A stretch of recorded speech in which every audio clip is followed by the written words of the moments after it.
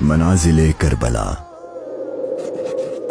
60 ہجری 27 رجب اپنے نانا حضرت محمد مصطفیٰ صلی اللہ علیہ وآلہ وسلم کے روضہ مبارک پر آخری حاضری دینے کے بعد امام حسین شہر مدینہ چھوڑ کر مکہ کی جانب چل پڑے اور 4 شعبان کو مکہ پہنچے اور 8 ذوالحجۃ الحرام کو مکہ سے کربلا کی طرف چل پڑے۔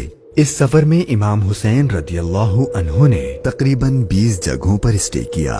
ان میں سے چند مقامات جہاں کوئی واقعہ پیش آیا وہ مقامات ہم آپ کو دکھائیں گے۔ پہلی ڈیسٹینیشن بستان ابن عامر کراس کرنے کے بعد جب امام حسین رضی اللہ عنہ دوسری منزل صفاح پر پہنچے تو وہاں آپ کی ملاقات عربی کے ایک مشہور شاعر فرزدق سے ہوئی جو بائی چانس کوفہ سے ہی آ رہا تھا۔ آپ نے اس سے کوفہ کی سچویشن کے بارے میں پوچھا تو اس نے کہا، اے نواسے رسول، ان کے دل تو آپ کی فیور میں ہیں لیکن ان کی تلواریں آپ کے اگینسٹ ہیں۔ امام حسین کا تیسرا اسٹے ذات عرق نامی سنسان اور ویران جگہ پر ہوا، جہاں ایک شخص بشیر بن غالب نے امام حسین کے قافلے والوں کو ٹینٹس لگاتے دیکھا تو وہ بڑا حیران ہوا۔ پھر اس نے آ کر امام حسین سے ملاقات کی تو دوران گفتگو امام حسین نے اسے اپنے سفر کا مقصد بتایا اور ساتھ اپنی شہادت کی خبر بھی دی۔ امام حسین کا چوتھا اسٹے حاجز تھا۔ اس مقام پر آل رسول نے کچھ دیر آرام فرمایا اور امام حسین رضی اللہ عنہ نے کوفہ والوں کے لیے ایک خط لکھا اور اسے حضرت قیس کے ہاتھوں کوفہ والوں کو روانہ کیا۔ 5ویں منزل بعض العیون اور 6ٹھی منزل خزیمیہ کو کراس کر کے امام عالی مقام جب 7ویں منزل زرود پر پہنچے تو آپ کو زہیر بن القیس نامی شخص ملے جو کہ حضرت عثمان غنی کے قریبی لوگوں میں سے تھے اور حج ادا کر کے آ رہے تھے۔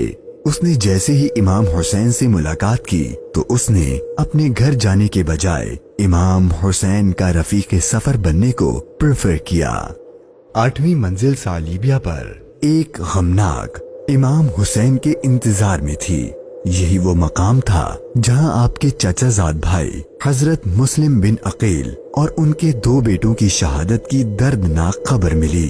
اس پر آپ نے خطبہ ارشاد فرمایا اور حالات کی سنگینی سے قافلے والوں کو آگاہ کر دیا تاکہ کوئی جانا چاہے تو چلا جائے، لیکن آپ کے ساتھ سفر شروع کرنے والوں میں سے کسی نے پیٹ نہ پھیری۔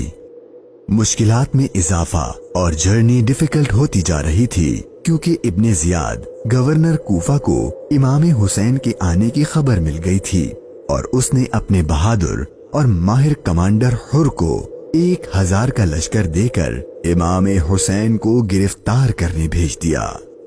امام حسین زحالہ، بطن عقبہ اور شراف سے گزرنے کے بعد جب 12ویں منزل سرات پہنچے تو آپ کا سامنا حر اور اس کے 1000 کے لشکر سے ہوا۔